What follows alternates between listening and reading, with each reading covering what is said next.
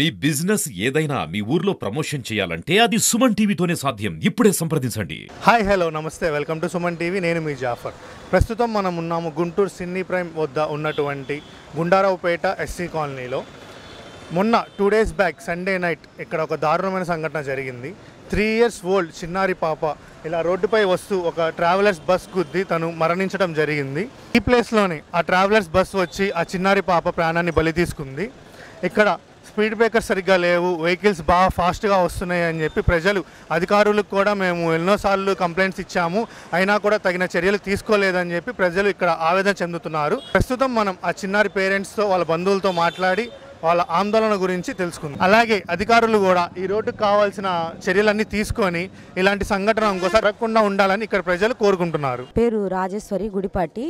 నేను గుండారావుపేట నుంచి మాట్లాడుతున్నాను. పాప రాత్రి 10:15 ఆ టైంలో రోడ్డు మీదకి వెళ్ళింది. పాపతో పాటు 2 పెద్దోళ్ళు కూడా ఉన్నారు. పాప ఏం చేసిందంటే చెయ్యి వదిలించుకొని పరిగెత్తటం వల్ల బస్సు గుద్దింది. పాపకి 2 కాళ్ళ మీదకి ఎక్కింది. దానివల్ల హాస్పిటల్ తీసుకొని వెళ్ళాము. హాస్పిటల్ తీసుకొని వెళ్ళి డ్రైవర్ని పట్టుకున్నాము. బస్సు ఆపేసాము.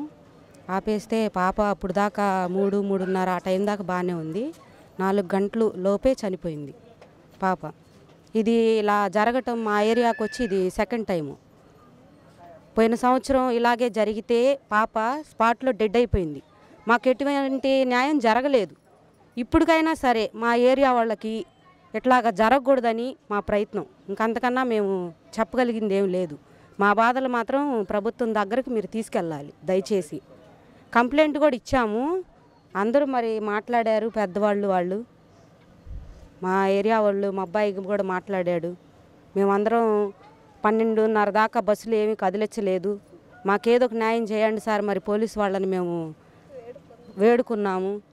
మరి ఎవరైతే ఏం పట్టించుకోవట్లేదు. ఇప్పుడు ఈ ప్రభుత్వం అయినా మాకు న్యాయం చేస్తుందని మేము ఆశిస్తున్నాం. సచివాలయంలో కంప్లైంట్ ఇస్తే మీరు తలా కొంచెం వేసుకొని చేపించుకోమన్నారంటండి.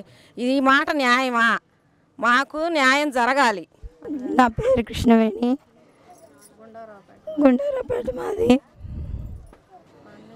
మా అన్నయ్య కొడుకు కూతురు స్పాట్లోనే నేను చూశాను. నేనే దగ్గరున్నాను. వాడు ఆపమన్నా కానీ బస్సు ఆపలేదు. ఆపకుండా అతి వేగంగా వచ్చేసి గుద్దేశాడు. గుద్దేసినప్పుడు నేను పిల్లల్ని తీసుకొని పక్కకు వచ్చేసాను నేను. కానీ మాకు అంత ఫాస్ట్గా రావటము మాకు నచ్చలేదు. మాకు ఇది 2వసారి జరగటం ఇలాగా. మాకు న్యాయం జరగాలని మేము అడుగుతున్నాము. వాహనాలు అతి వేగంగా వస్తున్నాయి.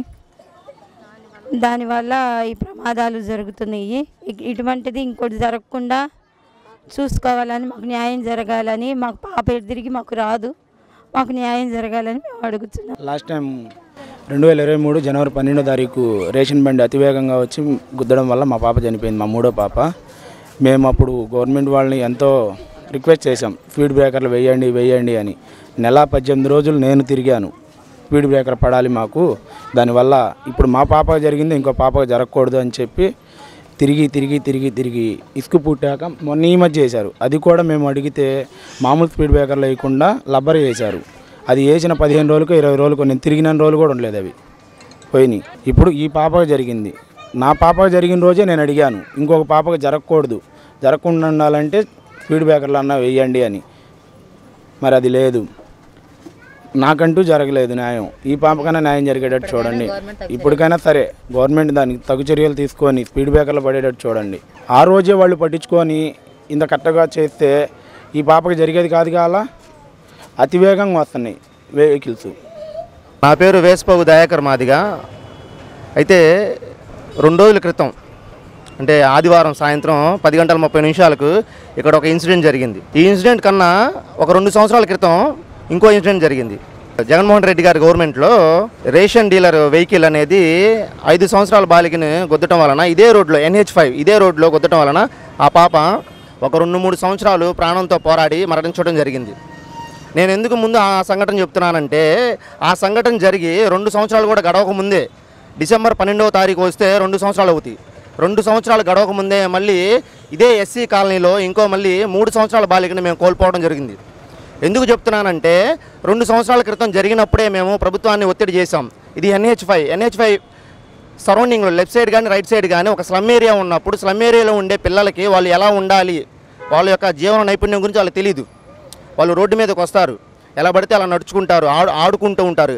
కాబట్టి NH5 ఉన్నప్పుడు ప్రభుత్వం ఏం చేయాలంటే అక్కడ కావాల్సిన స్పీడ్ బ్రేకర్లు ప్రొవైడ్ చేయాలి. At the same time slow motion signals left side కానీ రైట్ సైడ్ కానీ ప్రొవైడ్ చేయాలి.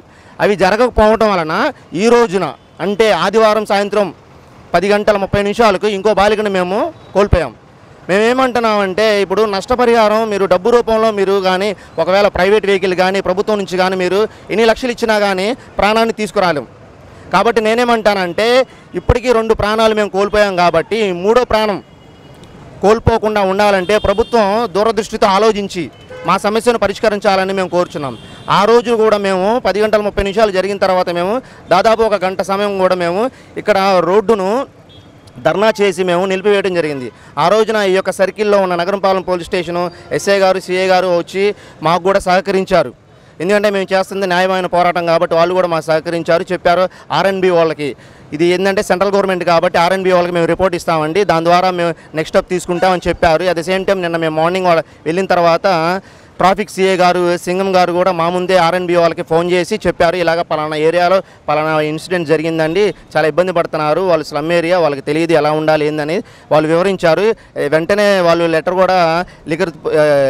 లిటరల్గా ఒక లెటర్ కూడా రాయడం జరిగింది, రాసి వాళ్ళకి మేము పంపిస్తామని చెప్పారు.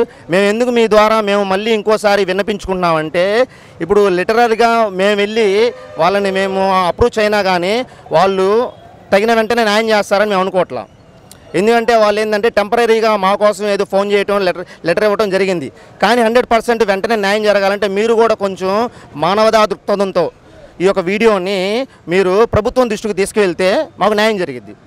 ఎందుకంటే మీరు చూస్తూనే ఉన్నారు చాలా వెహికల్స్ ఎంతో స్పీడ్గా వెళ్తున్నాయి. చిన్నపిల్లలు మీరు కెమెరా పట్టుకొని మైక్ పట్టుకొని వస్తేనే వాళ్ళు ఎంతో ఆనందంగా అంటే బాధపడాల్సిన సందర్భంలోనే వాళ్ళు ఆనందపడుతూ తిరుగుతూ ఉన్నారు మీ చుట్టూ. అంటే వాళ్ళకి ఏమి తెలియని ఒక సిచ్యువేషన్లో వాళ్ళు ఉన్నారు. కాబట్టి ఇది NH5 ఇక్కడ స్పీడ్గా వెహికల్స్ వస్తాయని వాళ్ళకి ఎలా తెలిసిద్ది, వాళ్ళకి తెలియదు.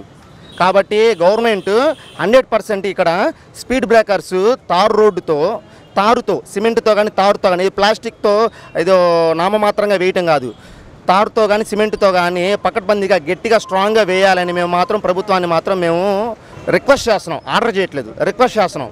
అది కూడా పట్టించుకోకపోతే మేము తర్వాత ఇంకో మా కార్యాచరణ చాలా వేరుగా ఉండిద్దని మేము తెలియజేస్తున్నాం.